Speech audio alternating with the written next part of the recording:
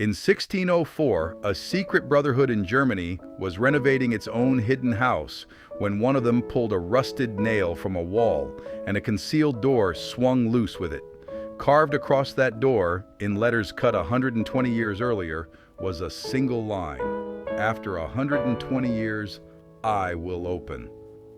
This is the story of who sealed it and why. His name was Christian Rosenkreutz. Born in 1378 to a noble family that had no money, and placed in a monastery as a small boy, where he learned Latin and Greek and grew quietly furious that everything his teachers knew felt second-hand and half-dead. He wanted to see the world the books had only copied, so the moment he was old enough, he left.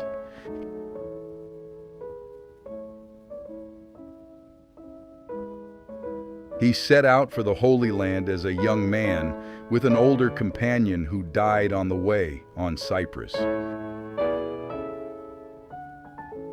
Rosenkreutz buried him and pressed on alone to Damascus. He never reached Jerusalem. He had heard of something better, a city of sages called Damkar, deep in Arabia, where men were said to understand the workings of nature itself. He paid the Arabs to carry him there. He was 16 when he arrived, and the wise men there greeted him by name, as if they had been waiting for him. They taught him medicine, mathematics, and the hidden order they believed ran beneath the visible world, and they showed him a book they called the Book of the World, which he began translating into Latin.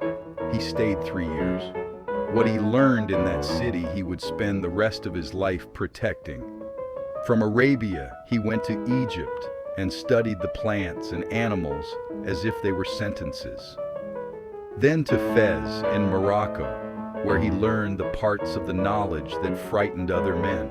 The magic, the Kabbalah, the claim that the whole universe is a single book, and that a person who learns to read it can read anything. He stayed 2 years, taking everything he was given and arguing with the rest. Then he made his mistake. He carried all of it back toward Europe, to Spain first, and offered it to the learned men there, expecting them to be glad. He showed them the errors in their medicine, their faulty stars, the things he could prove. They were not glad. A reputation is a fragile thing, and he was threatening every reputation in the room. They laughed him out, and the next city did the same. Europe did not want to be corrected. So he went home to Germany and stopped trying to convince anyone. He spent years writing down what he knew and building instruments and waiting. And somewhere in there, he changed his plan. If the world would not reform all at once, in the open, then he would do it the slow way, in secret, with a handful of people he could trust. He started with 3 men from his old monastery, then added more until there were 8. They invented a secret writing of their own and began a great encyclopedia of everything Rosenkreutz had learned. They built a house and called it the House of the Holy Spirit, a headquarters no outsider could find.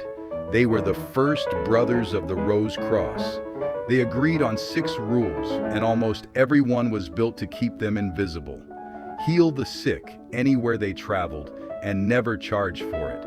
Wear no special robe. Dress like everyone around you. Meet once a year at the house. Before you die, find one worthy person to take your place. Use the letters RC as your only sign. And tell no one the brotherhood existed for 100 years. Then they scattered. They went out into different countries and lived as ordinary physicians, curing people for free, asking for nothing, recognizing each other by signs no one else could read. The first of them died in England, famous there as a healer, and no one at his funeral knew what he had really been. The others kept the secret. The 100-year clock kept running. Rosenkreutz himself lived to 106. When he died, the brothers of the next generation buried him, but he had arranged things so that no one was told where. He had built himself a tomb in secret and taken its location with him. The brotherhood continued for 3 generations, healing, recruiting, keeping quiet, and slowly forgetting the one thing none of them had ever been shown, where their founder lay. Which brings us back to that door. 120 years after Rosenkreutz died, one of the brothers, an architect renovating the old house, pulled out that nail, and the hidden door fell open, and there was the line cut across it. After 120 years, I will open. They did not go in that night, they waited until morning. In the morning, they opened the door and found a room with 7 walls. Each wall was 5 feet wide and 8 feet tall, and the room was lit, although it was underground and no sun could reach it, by a bright, artificial sun set into the center of the ceiling, burning steadily as if it had never stopped. Every surface was covered. The walls were divided into squares filled with figures and writing, the floor and the ceiling as well. Hidden in the walls were chests holding books, mirrors, small bells, lamps that burned without fuel, and instruments no one could name.